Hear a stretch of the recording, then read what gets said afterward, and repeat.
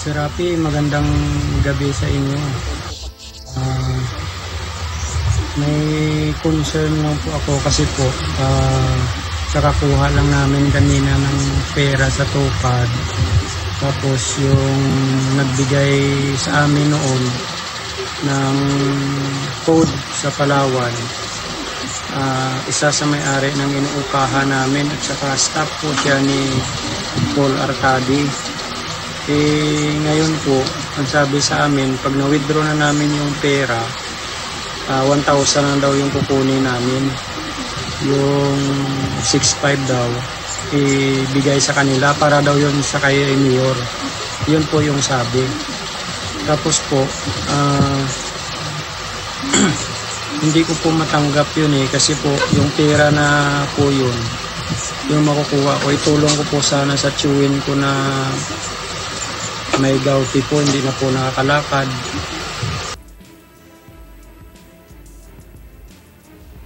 We have a second video, Mr. President. Pinapakita naman dito ang mga kasabwat habang kinukolekta ang binibilang at cut po ng mga opisyalis. Ayan sinasabi dito, magtatanong ang tao. Sinabi ko na sa'yo yan, ay maniwala sa akin. Pero sa taas kasi yan. Kakasuhan kayo yan. Kaya nga, Kahit hindi naman sila makakasuhan. yung sa taas nun, Hindi yan ang kasuhan nyo.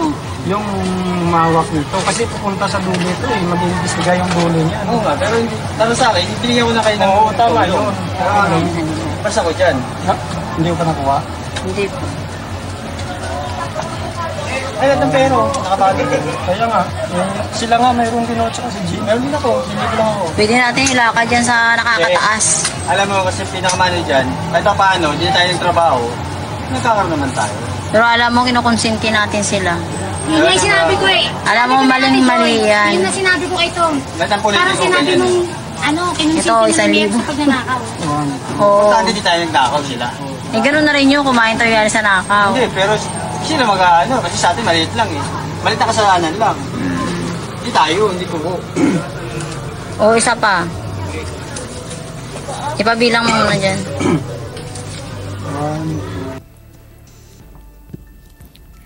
Mr. President, my dear colleagues, these videos were originally addressed to our colleague, Senator Tulfo, and they provide a clear answer to my questions earlier. Hindi natupad ang pangarap ng mabiktima ng ayuda scam, pero ang pangarap ng mga opisyales, tupad na tupad. Ang 7,500 pesos na ayuda, naging 1,000 pesos na transfer fee. Ang 6,500 pesos, naging cash in ng mga ganid na politiko, tulad ni Mr. Mayor at Mr. Councilor. Kaya nila siguro bininaan sa Palawan Express para express lane ang pagkupit. In fact, hindi nga ito simpleng kickback, remittance na po ito.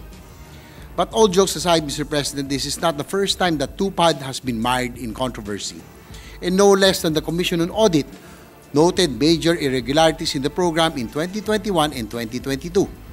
In fact, ayon sa salaysay ng ilang beneficiary, ang TUPAD ay pinapamigay bilang pamasko sa mga kapitan at kagawad sa aming pong minamahal na lungsod ng San Juan. 15,000 sa bawat kapitan at 7,500 sa bawat kagawad. Pero kung kalaban ka, hindi ka kasama sa Christmas party. Ang kailangan lang gawin, magbigay ng pangalan at sila po ang tatayong beneficiaries, pero yun po ang ginagawang pamasko. Mga kapamilya, kamag-anak o kaibigan nila nakapangalan dahil hindi nga po eligible ang mga barangay officials sa TUPAD. Yung AIX rin pinamimigay sa mga barangay officials at ginagamit ito bilang incentive sa mga tigas City Hall. For the record, my colleagues, there are about 350 to 500 job order employees in San Juan right now.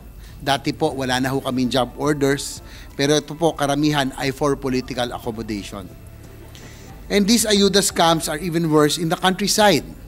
If these can be perpetrated in the heart of Metro Manila, it stands to reason that these are worse in the far-away provinces. Nakita na ito sa ating mga pagdinig sa Senado, umaalingasaw ang baho ng mga samut-saring ayuda scam sa mga probinsya. Sa mga hearing ni Senator Bato, naungkat ang scam sa educational assistance ng DSWD. Sa hearing naman ni Senator Amy, nakita natin kung paano ginamit ang ayuda para pondahan Ang Politicians Initiative o ang PI, when ayuda is not lining pockets, it is filling in fraudulent forms. Nakakapanghinayang at nakakasuka dahil ang pera na dapat para sa mga kapuspalad, nagiging puhunan ng mga makapangyarihan. These aid mechanisms have become instruments for political interests. Instead of going to beneficiaries, they are used to reward allies and bankroll operators. In other words, they are used for patronage politics. Ang masama pa dito, winawaldas nila ang kaban ng bayan, ika nga nila.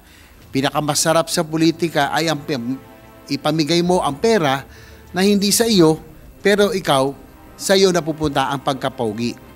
In the case of Mr. Mayor, Mr. Councilor, hindi lang pinamigay, pinagkakitaan pa.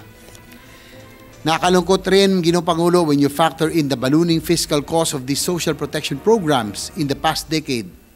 Because we know that when our annual spending increases, and probably so does the annual stealing. Let's look at how the funding for these programs ballooned in the past decade. In 2014, the Crisis Intervention Program had a 4.09 billion budget. Nung kasagsagan ng pandemya, it was 8.73 billion. Ngayong 2024, kung kailan wala ng pandemya, ang halaga nito ay nasa 34.26 billion pesos na. TUPAD had a 1.02 billion budget in 2014. During the 2020 pandemic, it was 6.78 billion. Ngayong 2024, kung kailan wala ng pandemya, ang halaga nito ay 29.57 billion. Ang Pantawid Pampamilya Program had a 62.61 billion budget in 2014. During the 2020 pandemic, it was 101.76 billion. Sa 2024, kung kailan walang pandemya, may halaga ito ng 106.3 billion. For the record, Mr. President, nung una akong hinilal bilang San Juan District Representative in 2010, I can remember the Pantawid program only had a meager 10 billion peso budget. Ngayon, dinagdag pa ang ayuda sa Kapos ang Kita program. Bago na naman po ito, o AKAP. Ang budget nito ay nasa halagang 26.7 billion pesos. What about the big picture, Mr. President? According to DBM estimates, only 6.26% of the national budget was allocated to social protection in 2014. Ibig sabihin, sa bawat 100 piso ng budget noon, 6 na piso ang ginagasto sa programa tulad ng Pantawid, AIX at TUPAD.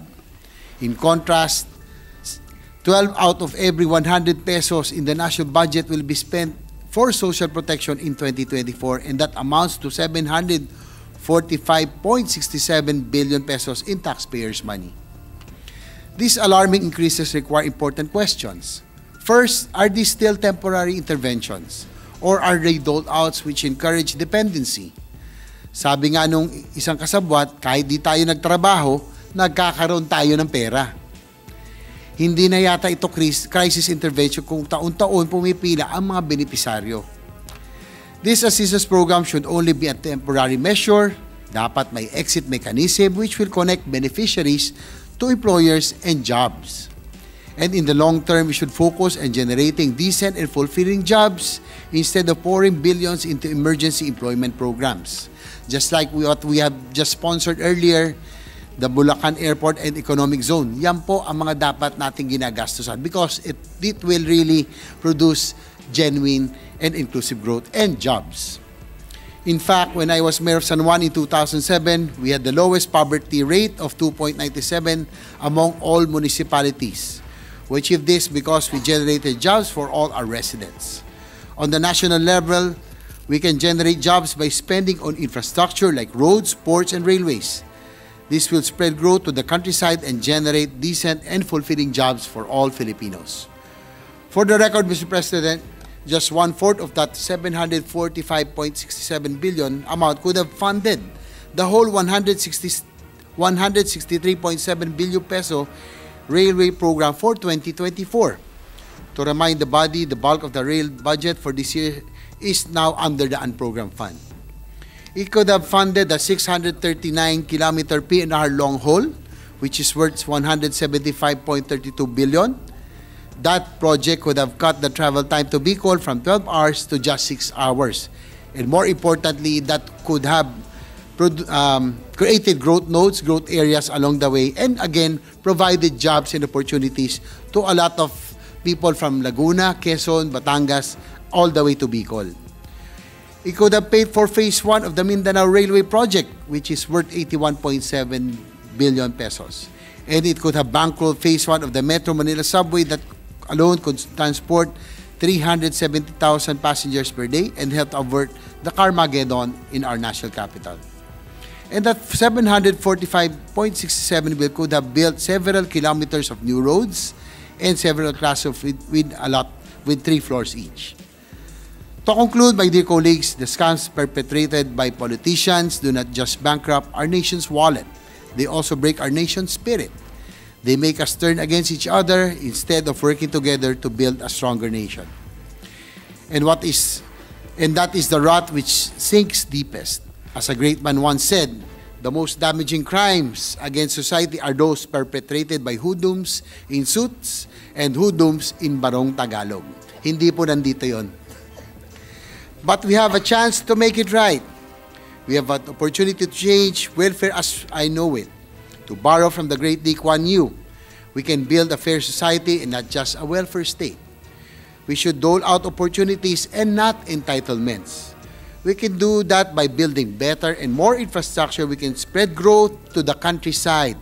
Let's pave roads to progress and lay the track towards inclusive growth. Let us spread the development and create opportunities, especially in the countrysides. Let us revisit the role for social protection programs. They should function as a safety net and not as a fiscal buffet. Higpitan natin ang safeguards so that beneficiaries will receive what is due to them. Lagyan rin natin ng time-bound exit mechanisms so that they will not become dependent. And strengthen the connection between welfare and work so our people can transition from aid to employment. And most importantly, reduce political involvement in the distribution of social aid. Let's take the people's money out of the hands of figures like Mr. Mayor and Mr. Councilor and help our people help themselves instead of fostering a culture of dependence. Maraming salamat po, Mr. President.